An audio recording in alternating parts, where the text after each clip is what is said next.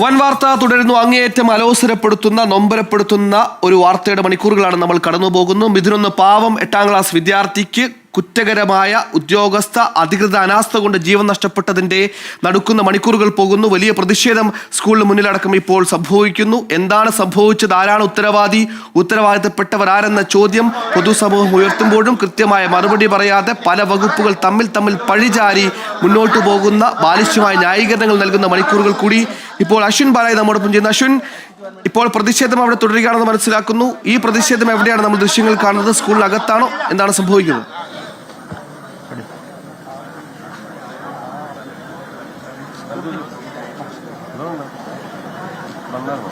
സുഹേൽ, നിലവിൽ സ്കൂളിനകത്തൊരു വിഭാഗം പ്രവർത്തകർ തുടരുന്നുണ്ട്. ഈ സ്കൂളിന് മുന്നിലുണ്ടായിരുന്ന BJPയുടെ അടക്കം പ്രവർത്തകർ ഇവിടെ നിന്ന് അല്പം ദൂരേക്ക് മാറിയിട്ടുണ്ട്. അവിടെ നിന്ന് വലിയൊരു പ്രകടനമായി വീണ്ടും ഈ സ്കൂളിലേക്ക് വരാനുള്ള ശ്രമങ്ങളാണ് അവരുടെ ഭാഗത്തു നിന്നുണ്ടാകുന്നത്. നിലവിൽ ഇപ്പോൾ ആ പ്രതിഷേധങ്ങളുമായി ആദ്യഘട്ടത്തിലൂടെ ഉണ്ടായിരുന്ന ആളുകൾ വി ശിവൻകുട്ടി വിദ്യാഭ്യാസ മന്ത്രിയുടെ കോലം കത്തിച്ച ശേഷം ഇവിടെ നിന്ന് പോയിരിക്കുകയാണ്. അതൊരു വലിയ പ്രതിഷേധമായി തിരികെ എത്തുമെന്നുള്ളതാണ് നമ്മൾ മനസ്സിലാക്കുന്നത്. ഇപ്പോൾ നാട്ടുകാരടക്കം ഇവിടെ തടിച്ചുകൂടി നിൽപ്പുണ്ട്. നേരത്തെ ഉണ്ടായിരുന്ന അതേ രീതിയിൽ പ്രതിഷേധക്കാർ മറ്റൊരു രീതിയിലേക്ക് പ്രതിഷേധം കൊണ്ടുപോകാനുള്ള ശ്രമങ്ങളുമായി മാറിയിരിക്കുന്നു. ഒപ്പം സ്കൂളിന് പുറത്തും മറ്റ് സ്ഥലങ്ങളിലുമൊക്കെയായി വലിയ പ്രതിഷേധങ്ങൾ തുടരുകയാണ്. നാളെ കൊല്ലം ജില്ലയിൽ 2 വിദ്യാർത്ഥി സംഘടനകൾ വിദ്യാഭ്യാസ ബന്ദിന് ആഹ്വാനം ചെയ്തിരിക്കുന്നു. KSUവും ABVPയും. അതേസമയം തന്നെ വിദ്യാഭ്യാസ ബന്ദിന്റെ സമയം തന്നെ സ്കൂളിലേക്ക് ഇരു വിദ്യാർത്ഥി സംഘടനകളുടെയും മാർച്ചും സംഘടിപ്പിച്ചിട്ടുണ്ട്. എന്തായാലും പ്രതിഷേധമുഖരിതമാകും വരും മണിക്കൂറുകൾ എന്നുള്ള കാര്യത്തിൽ സംശയമില്ല. നിലവിലിപ്പോൾ ഈ സ്കൂളുമായി ബന്ധപ്പെട്ട ഉയരുന്ന ഇടത് സംഘടനകളുമായി വളരെ അടുപ്പമുള്ള സ്കൂൾ, മാനേജ്മെന്റ് തലത്തിലടക്കം ഇടത് സംഘടനയ്ക്ക് കൂടുതൽ പ്രാതിനിധ്യമുള്ള സ്കൂൾ എന്നടക്കമുള്ള കാര്യങ്ങളാണ് ഈ പ്രതിഷേധങ്ങളുമൊക്കെയായി ബന്ധപ്പെട്ട ഈ പ്രതിഷേധക്കാരൊക്കെ ഉന്നയിക്കുന്ന പ്രധാനപ്പെട്ട ആരോപണം. അതുകൊണ്ട് തന്നെ ഈ പ്രതിഷേധങ്ങൾക്കൊരു രാഷ്ട്രീയ സ്വഭാവം ഉണ്ടാകും എന്നുള്ള കാര്യത്തിലും സംശയമില്ല. നിലവിൽ എന്തായാലും BJPയുടെ പ്രതിഷേധം അത് വലിയ രീതിയിലേക്ക് ആളിക്കത്തുന്നുണ്ട്. മറ്റ് MSF അടക്കമുള്ള പ്രതിപക്ഷ KSU അടക്കമുള്ള മറ്റ് വിദ്യാർത്ഥി സംഘടനകൾ അവിടെ രീതിയിലുള്ള പ്രതിഷേധങ്ങളുമായി എത്തുന്നുണ്ട്. നിലവിൽ എന്തായാലും സ്കൂളിന് മുൻവശം ശാന്തമാണ്. പക്ഷേ ഇവിടെ നിന്ന് അല്പം ദൂരേക്ക് മാറിയിട്ടുള്ള ഈ രാഷ്ട്രീയ പ്രസ്ഥാനങ്ങളുടെ വലിയ ഒരു ആൾക്കൂട്ടമുണ്ട്. അവർ വലിയ പ്രകടനമായി തിരികെ എത്തിയാൽ വീണ്ടും നേരത്തെ ഉണ്ടായിരുന്ന സമാനമായ സാഹചര്യത്തിലേക്ക്, ഒരുപക്ഷെ അതിൽ കൂടുതൽ കലുഷിതമായ സാഹചര്യത്തിലേക്ക് ഈ സ്കൂളിന് മുൻവശം മാറുമെന്നുള്ള കാര്യത്തിലും സംശയം വേണ്ട. സുഹേൽ, അശ്വിൻ, നേരത്തെ ഈ തിരുവനന്തപുരം മെഡിക്കൽ കോളേജിലെ HOD ആയിരുന്ന ഹാരിസ് ചിറക്കിൽ ഒരു FB പോസ്റ്റുമായി ബന്ധപ്പെട്ട് വിവാദമുണ്ടായിരുന്ന സമയത്ത് ആരോഗ്യമന്ത്രി പ്രതികരിച്ചതാണ്. സിസ്റ്റത്തിൽ എററുണ്ട്, സിസ്റ്റം എറർ ഫ്രീ അല്ല എന്നൊരു പരാമർശം നടത്തിയതാണ് നേരത്തെ ഈ ഇടത് സംഘടനകളിൽ പല നേതാക്കളും. ആ പറയുന്ന സിസ്റ്റത്തിലെ വീഴ്ച അത് ക്യാൻസർ പോലെ ഇങ്ങനെ മറ്റ് വകുപ്പുകളിലേക്കും പടർന്നു പിടിക്കുകയാണ്. ഈ പറഞ്ഞതുപോലെ ആകെ മൊത്തത്തിൽ സിസ്റ്റത്തിൽ വീഴ്ചയുണ്ട്. നേരത്തെ വിദ്യാഭ്യാസ മന്ത്രി പറഞ്ഞതുപോലെ കൃത്യമായ നിർദ്ദേശങ്ങൾ സ്കൂൾ ഫിറ്റ്നസുമായി ബന്ധപ്പെട്ട് നൽകിയിട്ടുണ്ട്. പക്ഷെ ഇതൊക്കെ നടപ്പിലാക്കുന്നുണ്ടോ എന്ന് പരിശോധിക്കേണ്ട ഒരു ബാധ്യത അത് ഈ പറയുന്ന വിദ്യാഭ്യാസ വകുപ്പിനില്ലേ? അതൊക്കെ സ്കൂൾ മാനേജ്മെന്റ് മാത്രം ചുമതലയാണോ? അത്തരത്തിൽ ഈ പറയുന്ന പ്രോട്ടോകോളുകൾ, ഈ പറയുന്ന സർക്കുലറുകൾ അത് നടപ്പിലാക്കുന്നുണ്ടോ എന്ന് പരിശോധിക്കേണ്ടത് കൂടി ഈ വിദ്യാഭ്യാസ വകുപ്പിന്റെ ജോലിയല്ലേ അശ്വിൻ?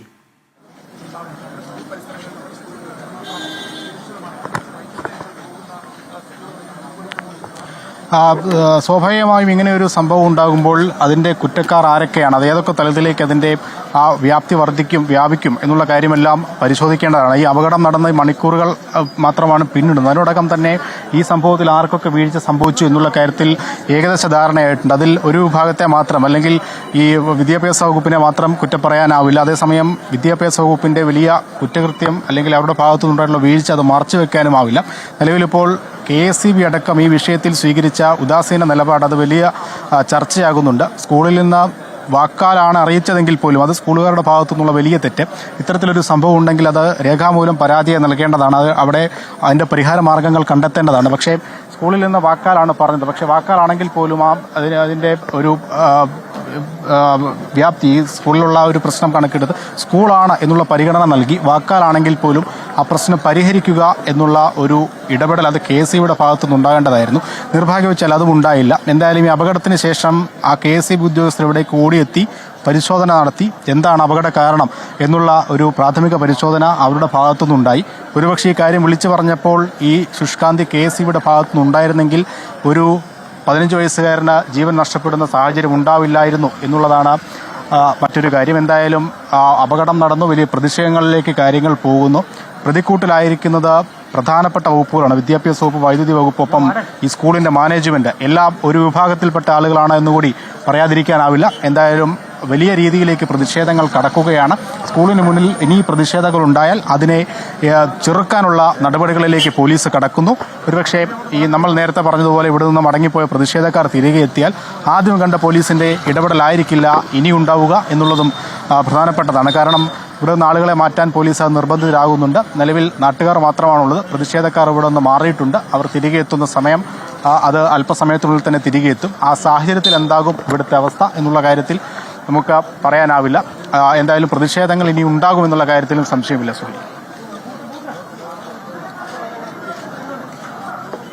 എന്തായാലും ഈ പറഞ്ഞതുപോലെ ഉത്തരവാദികൾ ഒരാളല്ല, പല വകുപ്പുകൾക്ക് പങ്കുണ്ട്. അത് നമുക്ക് ഒന്നേ നിന്ന് തുടങ്ങിയാൽ ഇത്തരത്തിൽ അവിടെ സ്കൂളിലെ വിദ്യാർത്ഥികളുടെ സൈക്കിൾ വെക്കാൻ വേണ്ടി ഷെഡ് കെട്ടിയത് മുതൽ വീഴ്ചയുണ്ട്. ഒരു സാധാരണക്കാരൻ 4 കാലിൽ ഒരു ഷെഡ് കെട്ടണമെങ്കിൽ അനുമതികളുടെ അല്ലെങ്കിൽ ഇത്തരത്തിൽ അനുമതി എടുക്കേണ്ടവരുടെ ലിസ്റ്റ് അത് നീണ്ടതാണ്. പക്ഷേ സ്കൂൾ അങ്ങനെ ഒരു കെട്ടിടം അല്ലെങ്കിൽ അങ്ങനെ ഒരു ഷെഡ് പണിത് പഞ്ചായത്ത് ഇന്ന് ഈ മണിക്കൂർ വരെ അറിഞ്ഞിട്ടില്ല. ഇപ്പോൾ ഈ അപകടത്തിന് ശേഷം മാത്രമാണ് അറിഞ്ഞതെന്ന് നമുക്കൊരു വിധത്തിൽ അംഗീകരിക്കേണ്ടി വരും. 2, ഇത്തരത്തിൽ 8 വർഷമായി 2.5 മീറ്ററോളം ഈ പറയുന്ന കെട്ടിടവും KCBയുടെ ലൈനും തമ്മിൽ ദൂരം പാലിക്കണമെന്ന നിർദ്ദേശം അതിൻ്റെ അടിസ്ഥാനത്തിൽ ഈ കണ്ട സാധാരണക്കാരേക്ക് ആ ദൂരം വിട്ടുകൊണ്ട് കെട്ടിടം പണിയുമ്പോൾ ഈ പറയുന്ന പൊതുവിദ്യാഭ്യാസ വകുപ്പിന് കീഴിൽ വരുന്ന സ്കൂളിൽ ഇപ്പോഴും ഇന്ന് ഈ അപകടം സംഭവിക്കുന്നത് വരെ 2.1 മീറ്റർ മാത്രമാണ് സ്കൂളും ഈ KCB ലൈനും സ്കൂൾ കെട്ടിടവും തമ്മിലുള്ള ദൂരം. ആര് പരിശോധിച്ചില്ല, അറിയിക്കേണ്ടത് ആരെയായിരുന്നു. ഇപ്പോൾ ഇന്ന് KCB ഇൻസ്പെക്ടറേറ്റ് പരിശോധനയ്ക്ക് വന്നപ്പോഴാണ് ഇത്തരത്തിലൊരു പുതിയ കെട്ടിടം ഈ പറഞ്ഞതുപോലെ കെട്ടിയെന്ന് പോലും ആളുകൾ ഈ പറയുന്ന KCBക്ക് മനസ്സിലാകുന്നത്. KCB പരിശോധന നടത്തിയില്ലേ. അങ്ങനെ ഒന്നിലധികം വകുപ്പുകളുടെ ഗുരുതരമായ അനാസ്ഥ, ആ അനാസ്ഥയുടെ ഇര കൂടിയാണ് പാവം ഇതിനൊന്ന് നമുക്ക് പറയേണ്ടി വരും. ഈ അനാസ്ഥയ്ക്ക് ഉത്തരം പറയേണ്ടവരുണ്ട്. വകുപ്പുകൾ പലതായതുകൊണ്ട് പരസ്പരം പഴിചാരി തടിയൂരാമെന്ന് കരുതുന്നത് ശരിയാവല്ല. ഇപ്പോൾ അരുൺരാജ് കൂടി നമ്മോടൊപ്പം ചെയ്തു. അരുൺരാജ്, കൂടുതൽ സംഘടനകൾ, കൂടുതൽ പ്രവർത്തകർ, കൂടുതൽ ആളുകൾ ഈ വിഷയവുമായി ബന്ധപ്പെട്ട് പ്രതിഷേധവുമായി വരുന്നു. അതുകൊണ്ട് തന്നെ ഇനി വരുന്ന മണിക്കൂറുകൾ പ്രതിഷേധത്തിന്റെ സ്വഭാവം മാറുമോ? വലിയ പോലീസ് വിന്യാസമുണ്ടോ? വലിയ പോലീസ് വിന്യാസമുണ്ട്. സ്കൂളിലെ പ്രതിഷേധമാണ് സ്ഥലത്ത് മാനേജ്മെന്റ് പ്രധാന പ്രതിഷേധമാണ് സ്ഥലത്ത് നടക്കുന്നത്. ഈ മാനേജ്മെന്റ് അനാസ്ഥയാണ് പ്രധാനമായും ഈ വിവിധ പ്രതിപക്ഷ സംഘടനകൾ, യുവജന സംഘടനകളടക്കം ആരോപിക്കുന്നത്. ഇക്കാര്യത്തിൽ അവർ തന്നെ പറയുന്നത് ഇതിൽ സ്കൂൾ മാനേജ്മെന്റ് വ്യക്തമായ ഒരു നടപടി എടുത്തില്ല. ഈ വൈദ്യുതനടക്കം ഇത്ര താഴത്തിലൂടെ കടന്നു പോകുമ്പോഴും അക്കാര്യത്തിലൊരു വേണ്ട നടപടി സ്വീകരിച്ചില്ല. KCBക്കും സ്കൂൾ മാനേജ്മെന്റിനും ഒരുപോലെ പങ്കുണ്ട് എന്നുള്ളതാണ്